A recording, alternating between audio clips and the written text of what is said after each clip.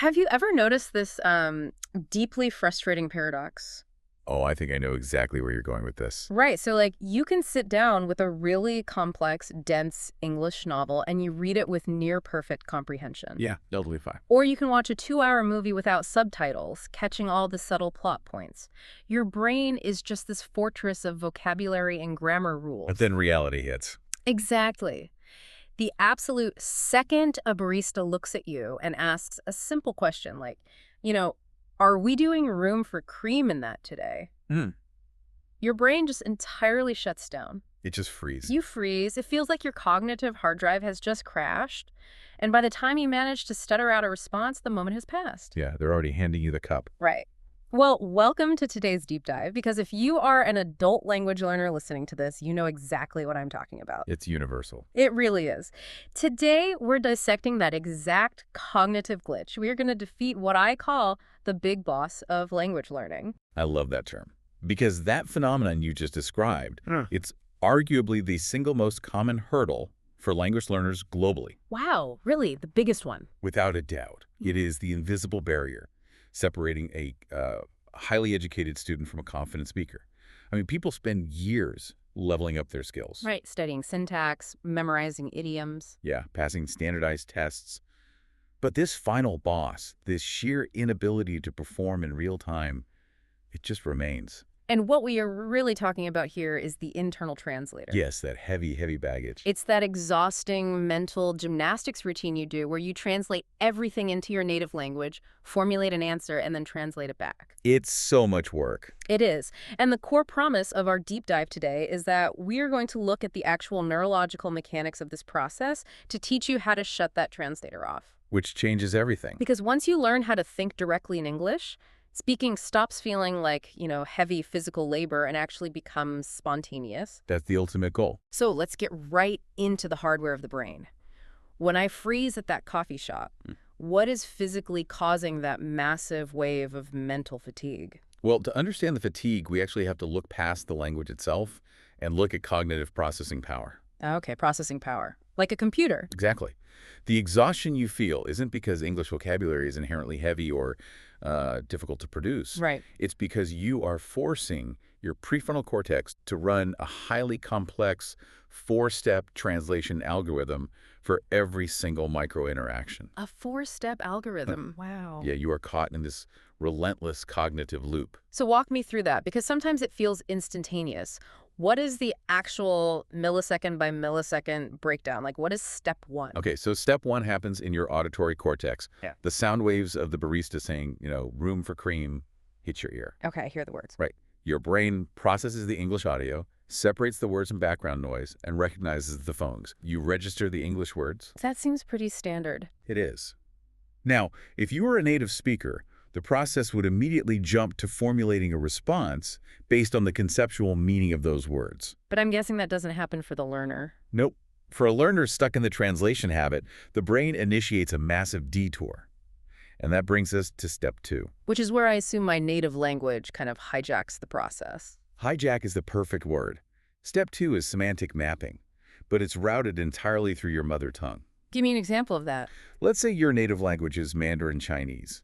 Your brain takes the English phrase room for cream and frantically searches its internal database to convert that specific combination of words into the Chinese equivalent. Oh man, so I'm playing UN interpreter. You are essentially acting as a simultaneous UN interpreter inside your own head. You're activating an entirely different neural network, the network that governs your Chinese processing, just to understand a concept you already recognized in English. That seems incredibly inefficient. It's wildly inefficient. So now I have the question formulated in Chinese in my head. I know they want to know about the cream. Step 3 must be figuring out my preference. Yes, but again, you are doing it in the wrong cognitive arena. Meaning I'm still in Chinese. Exactly. Step 3 is formulating your response. Yeah. And because your brain is currently operating in the Chinese neural network, you build your answer there. Right. I think to myself, yes, please leave a little space for milk. And you construct this nuanced, grammatically correct intention using the language system where you feel most safe and competent. Which leads to step 4, and I am guessing this is the actual bottleneck. Oh, it's a massive bottleneck. Step 4 is reverse translation. The dreaded reverse translation Right. there. So you now have a perfect Chinese sentence in your working memory. And you must actively hold that sentence in your mind while simultaneously hunting for the English vocabulary to match it. Well, they're just staring at me, waiting for an answer. While applying English grammar rules, conjugating the verbs, checking the syntax. That sounds exhausting, just listing it out. It is. Your working memory, which, psychology tells us can only hold a very limited number of items at once, is completely overloaded. Because I'm holding two languages at once. You're cross-referencing two separate linguistic databases in real time. Finally, after all of that invisible calculation, you send the signal to your vocal cords to speak. Okay, just visualizing that. Hear the English, map it to Chinese, draft the reply in Chinese, reverse engineer it into English, and then articulate it. It's exhausting. It is. It is no wonder people avoid speaking. You are doing 4 times the cognitive work of a native speaker. Absolutely. But here is the thing that I think really damages people's confidence. The consequence of this loop isn't just internal fatigue. The external consequence is what I call the 2-second lag. Oof, yes. That lag is where the social anxiety of language learning is really born. Right, because human conversation is not a turn-based board game. No, it's a highly synchronized dance. Let me paint a picture of how painful this lag is in reality. Ah. Imagine you are at a networking event. Okay, classic high-stress situation. You are standing in a circle with 3 native English speakers. The conversation is rapid, someone makes a joke, you hear it, your 4-step loop kicks in. You start translating. You translate the joke, you find it funny, you laugh internally, then you think of a brilliant, witty comeback in your native language. A perfect comeback. Right. You start the heavy lifting of translating your comeback into English. You check your verb tenses so you don't sound foolish. You finally open your mouth to deliver your brilliant line, and someone else is already talking about their golf game. Yep. The moment is gone. You are 2 seconds behind reality. The window closed. And we really cannot understate the psychological impact of missing that window. It hurts. It does. Evolutionary biology actually dictates that humans rely heavily on micro-timing in speech to establish trust and social cohesion. Wait, micro-timing. Yeah, like a natural pause in a conversation is only about 200 milliseconds. 200 milliseconds, that's nothing. Exactly. So if you take 2 full seconds to respond because your internal translator is chugging away, the native speakers around you subconsciously register that delay. And what do they think it means?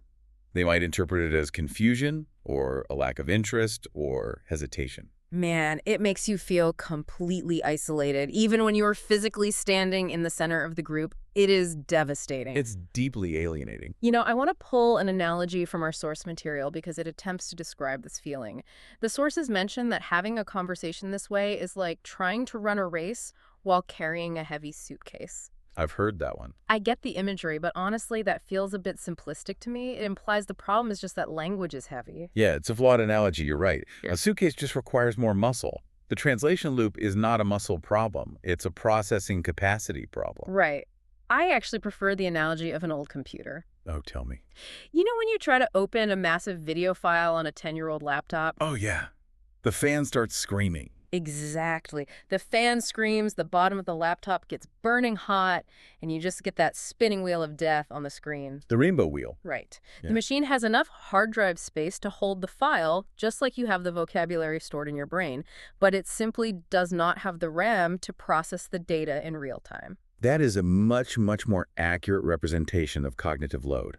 Your working memory is the RAM. So the translation is spiking the memory. Exactly.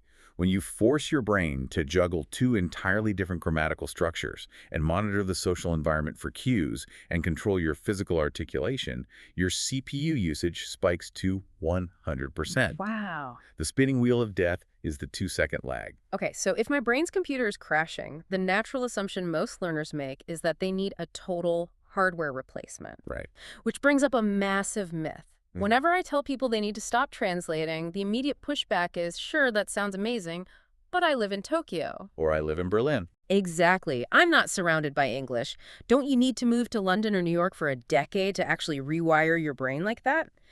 The myth is that geographical immersion is a prerequisite for direct thinking. And we need to dismantle that myth completely right now. It's entirely false. Entirely. Entirely. The idea that geographical immersion cures the translation habit is based on a fundamental misunderstanding of what the translation habit actually is. What do you mean? Well, it assumes translation is a symptom of your environment, when in reality, it is a symptom of your methodology. Explain that distinction. What do you mean by methodology? Translating is a deeply ingrained neural pathway that you actively built. That I built. Yes, think about how you were taught English in school. Oh, okay. Like bilingual dictionaries. Exactly. Your teacher wrote an English word on the board and put an equal sign next to it, followed by your native word. You took tests where you had to translate sentences from column A to column B. I did a lot of those. Right, so for years, you deliberately trained your brain that the only way to access English is through the gateway of your mother tongue. So it became the path of least resistance. Yes. In neuroscience, there is a principle called Hebb's law. It states that neurons that fire together wire together. Okay, what does that look like for language? Because you have fired the English neuron and the native language neuron simultaneously thousands of times, they are wrapped in thick myelin sheaths. The connection is incredibly fast and automatic. So my brain just defaults to it. Right. But neuroplasticity, which is the brain's ability to prune old connections and build new ones, it does not require a specific GPS coordinate. That's a great way to put it. Your brain does not know if your physical body is standing in Times Square or in your living room in São Paulo. It only knows what stimuli you expose it to. That completely flips the script. I mean, I know expats who have lived in the U.S. for 20 years, and they still translate in their heads. All the time. They still have that 2-second lag. Their environment didn't save them because they never changed their internal habits. Exactly. This means the power to shut down the translator is entirely accessible to someone sitting alone in their bedroom right now. 100%.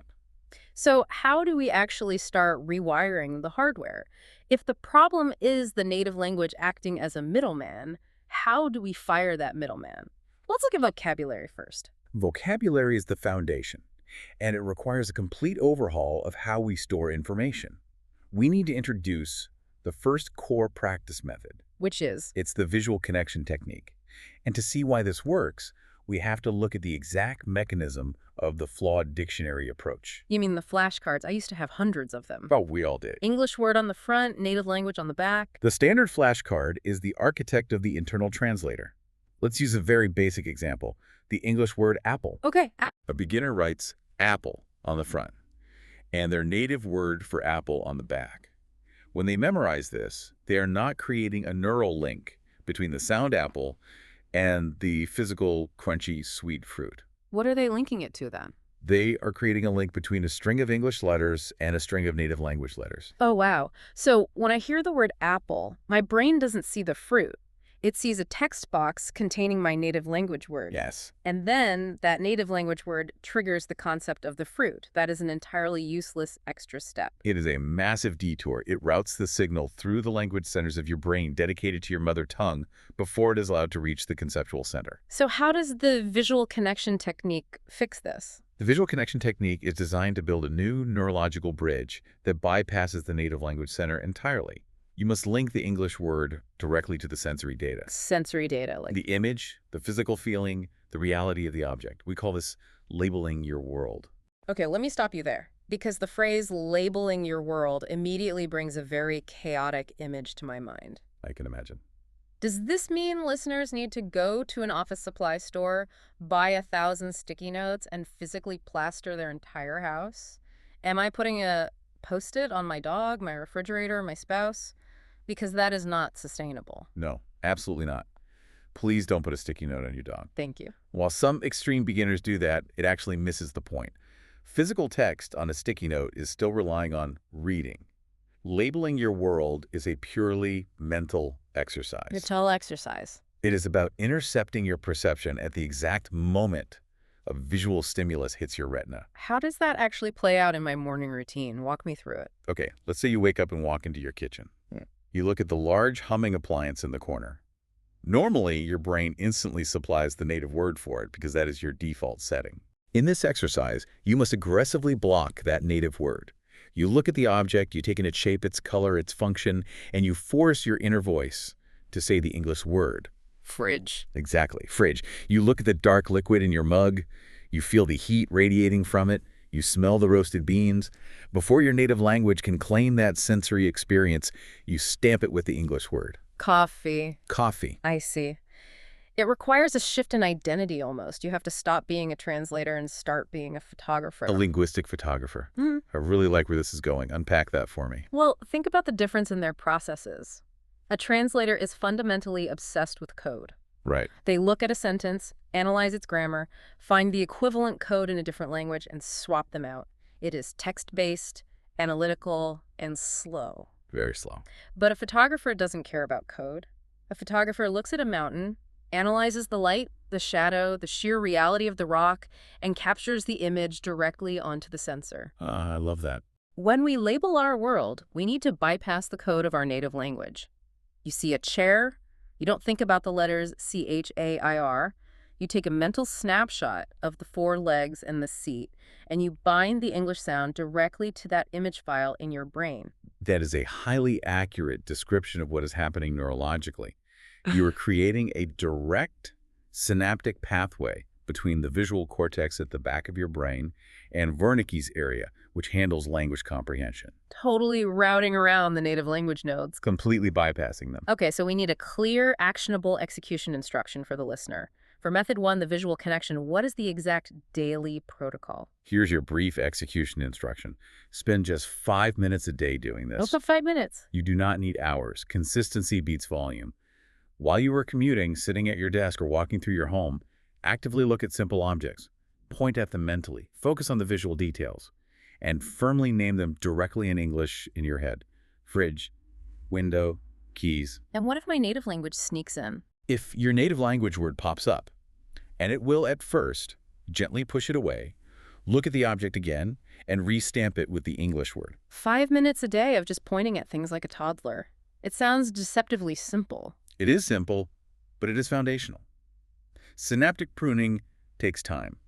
You're trying to weaken a connection you have relied on for decades. That makes sense. If you cannot look at a set of keys and think keys instantly without translating, you have zero hope of spontaneously debating the nuances of a business contract. You have to fix the granular level first. That logic holds up. We have to secure the foundation.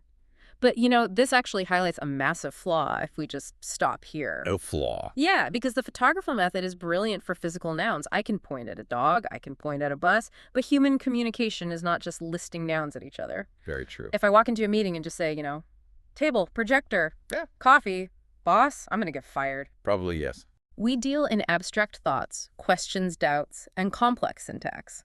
So if the visual bridge fails for abstract concepts, how do we stop the internal translator when we are trying to form flowing, complex sentences? This is the exact plateau where millions of intermediate learners get permanently stuck. They have great vocabulary, but the moment they try to string those words together to express a thought, the 2-second lag returns. And why is that?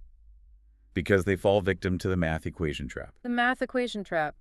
That sounds like the dark side of traditional grammar schooling. It is the direct result of how grammar is traditionally taught. Schools treat language as if it were algebra. They give you a formula. Like what? For example, to ask a question, the formula is interrogative word plus auxiliary verb plus subject plus main verb. So when a learner wants to speak, they start calculating. Let's run a calculation. If I want to ask a colleague what they think about a project, my brain goes to the whiteboard. Okay, I need an interrogative. Let's use what? Now I need the auxiliary verb for the present tense. Do. Now the subject. You. Now the verb. Think. What plus do plus you plus think? I am handpicking every single word from my mental dictionary and plugging it into the syntax formula. And that algebraic process absolutely annihilates your working memory. Your brain is expending massive amounts of energy just to ensure the auxiliary verb matches the subject. So how do native speakers do it? Here is the neurological reality. Native English speakers do not speak like this. They do not calculate math equations when they talk. Native speakers rely on lexical retrieval of chunks. Chunks. Okay, we are moving into core practice method 2. Learning in sentence chunks. Define a chunk for me in a cognitive sense. In cognitive linguistics, a chunk, which is sometimes called an n-gram or a lexical bundle, is a sequence of words that are statistically highly likely to appear together and are therefore stored in the brain as a single, indivisible unit of meaning. Wait, let me make sure I'm getting this. You're saying the brain stores a phrase of 5 words the exact same way it stores a single word. Precisely. Let's look at your example. What do you think? A native speaker's brain does not contain 4 separate activations for that phrase. It stores "what do you think" as one solid block. Wow. It takes the exact same amount of cognitive processing power to retrieve that entire phrase as it does to retrieve the word apple. That completely changes how I view fluency. It's not about stringing words together faster. It's about memorizing larger strings. I love this. Let me throw an analogy at you. Go for it. Are chunks essentially the chicken nuggets of language? Wait, chicken nuggets. You're going to have to guide me through the logic on that one. Hear me out. Imagine you want to eat chicken for dinner. If you operate like the math equation trap, you have to go to a farm, catch a chicken, pluck the feathers, butcher it, bread it, fry it, and plate it. Okay, quite the process. That is building a sentence word by word. It takes an agonizing amount of time and effort. But if you use chunks, you just reach into the freezer, pull out a perfectly formed, pre-made chicken nugget, and toss it in the microwave. I see where you're going. It is completely pre-assembled. You don't have to think about the ingredients inside the nugget. You just consume it. Chunks are pre-processed language nuggets. That is highly evocative. It's slightly horrifying for any chefs listening. But it does capture the essence of pre-assembly. Thank you. A more traditional analogy, specifically regarding syntax, is architecture. The math equation approach is like building a brick wall. Imagine you are having a conversation and the other person is waiting for your reply. You are standing there, meticulously laying down one brick at a time, checking your grammar level, scraping away the excess mortar. Here's my subject. Here's my preposition. And the person listening to me is tapping their foot, checking their watch, wondering when the house is going to be finished. Exactly. Using chunks is like modular construction. You don't build with individual bricks.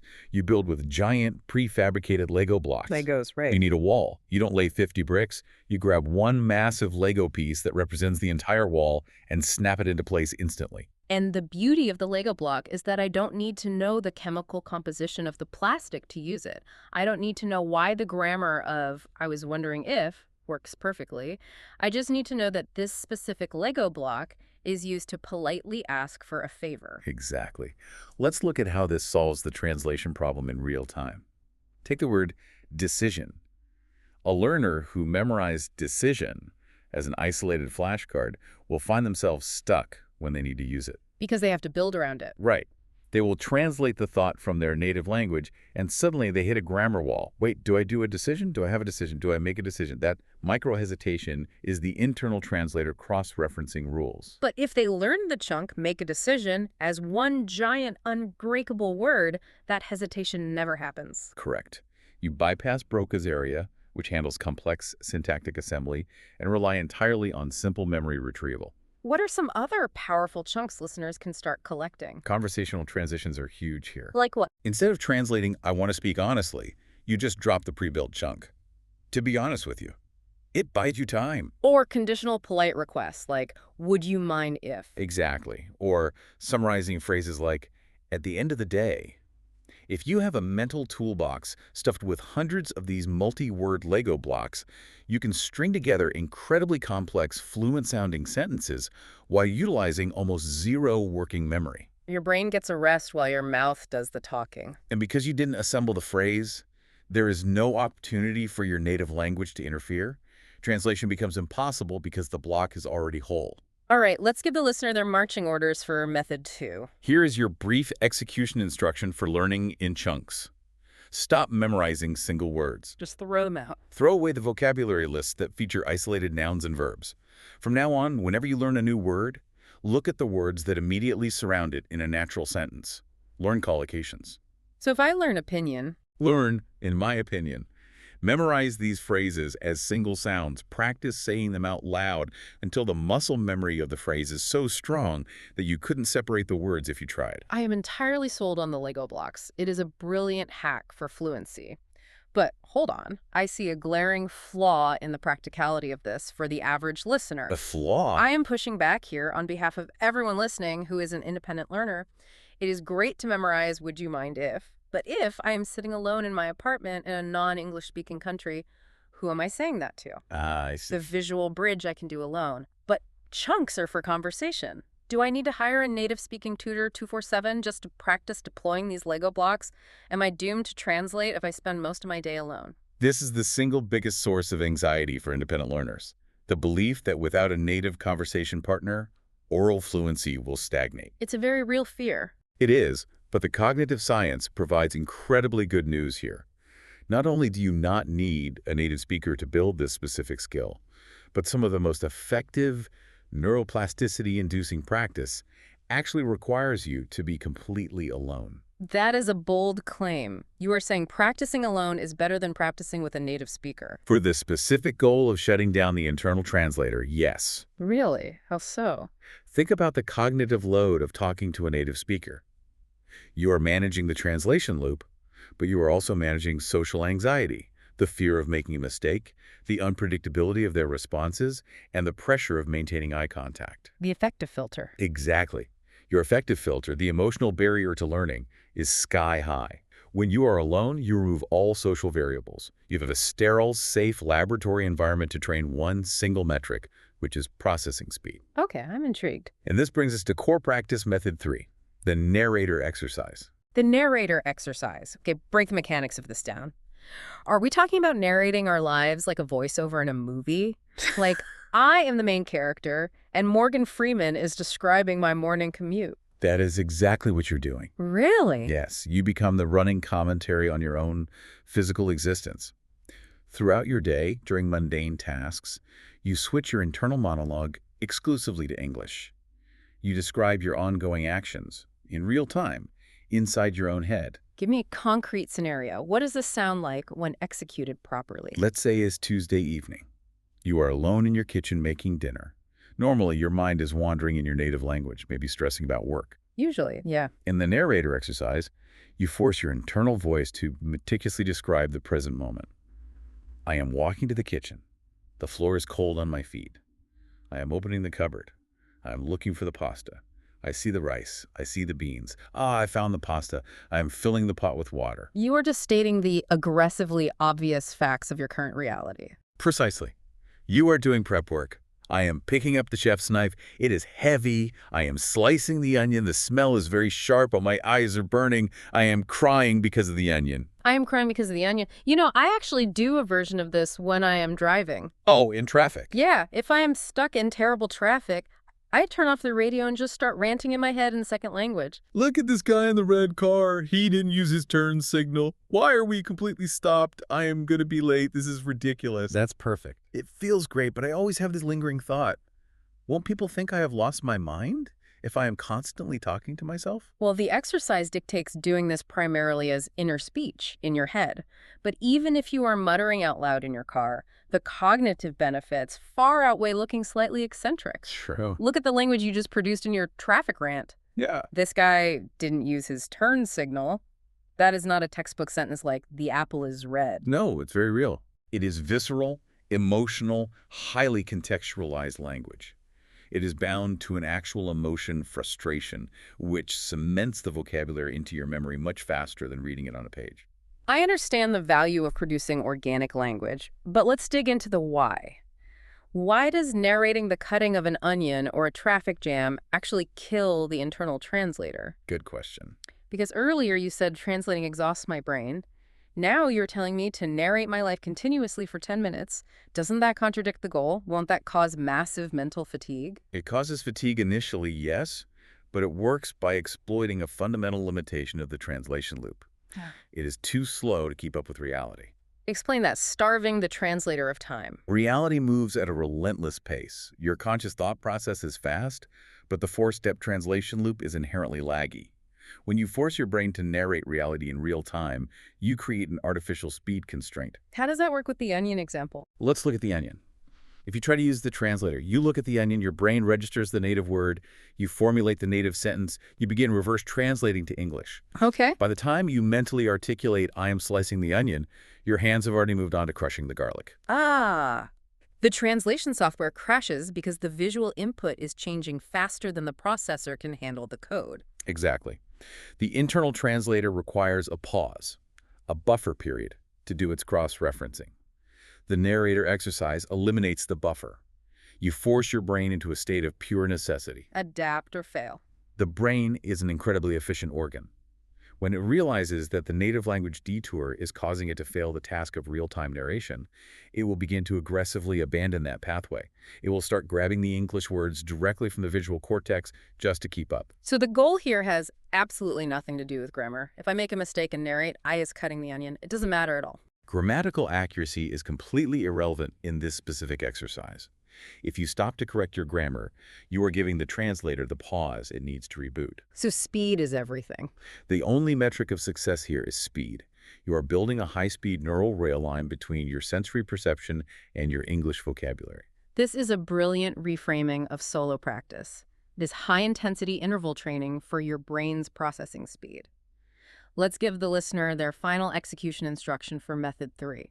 How much of this do they need to do to see a real change? Here is your brief execution instruction for the narrator exercise. Commit to doing this for strictly 10 minutes a day. Just 10 minutes. Do not try to do it all day. You will burn out.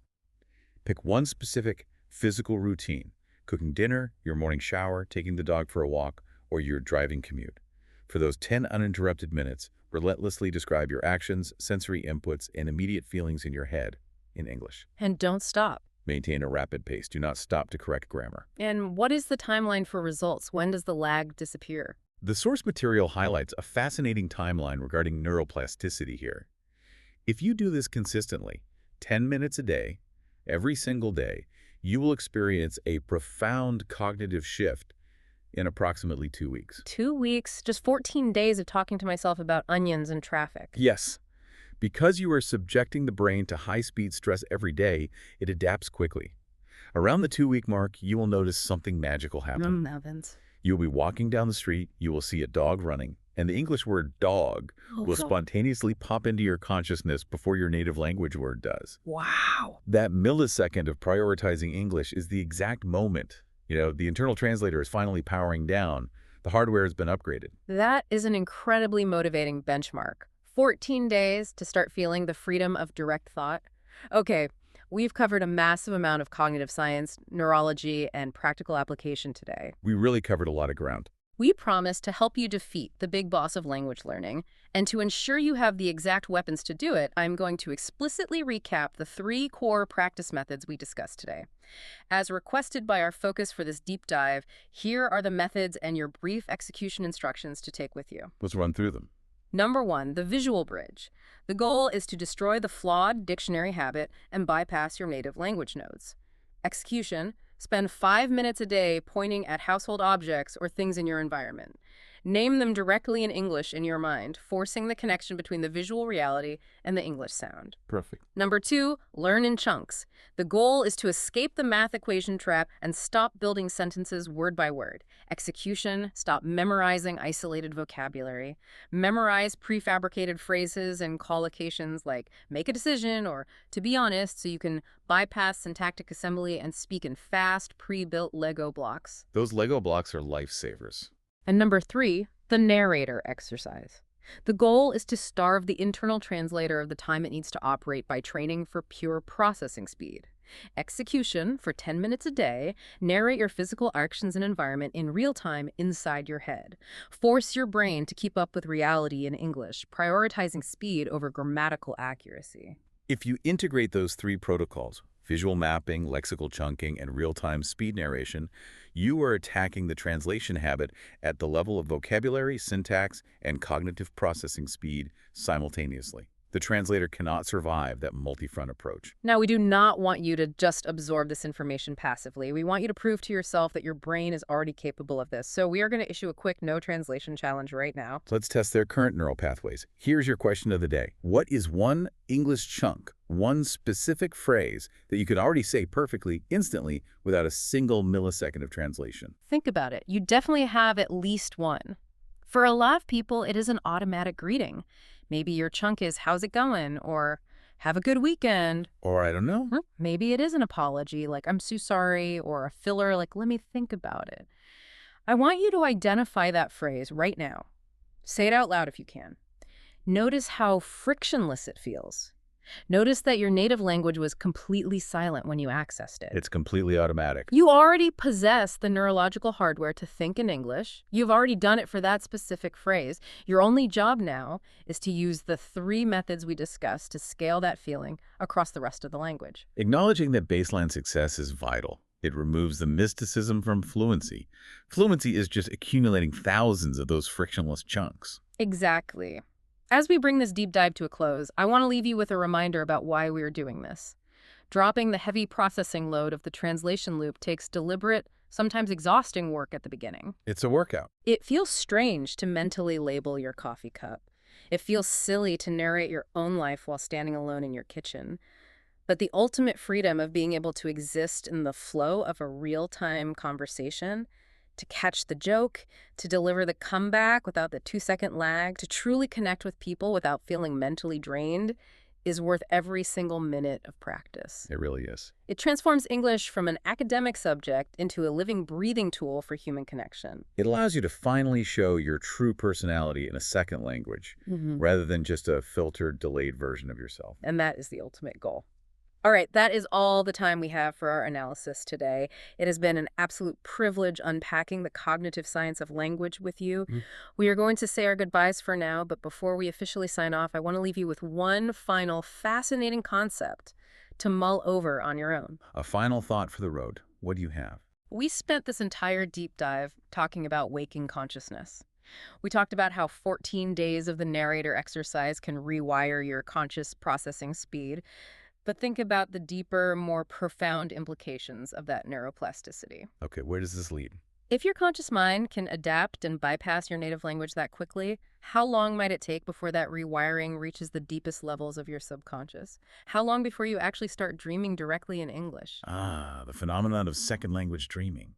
The ultimate frontier of cognitive assimilation. It is entirely real. The brain consolidates memories, language patterns, and new neural pathways during REM sleep. When you actively suppress your native language during the day using these methods, your brain continues that structural reorganization at night. That's incredible. So here's my final thought for you. Pay very close attention to your dreams tonight and over the next 2 weeks. If you wake up and realize you are arguing with a taxi driver in English or running from a bear while shouting English chunks in your dream, celebrate it. Because it's working. Because your subconscious mind might just be the ultimate polygraph test, proving that your exhausting internal translator has finally been shut down for good. Keep an eye on those dreams, keep pushing your processing speed, and we will catch you on the next deep dive.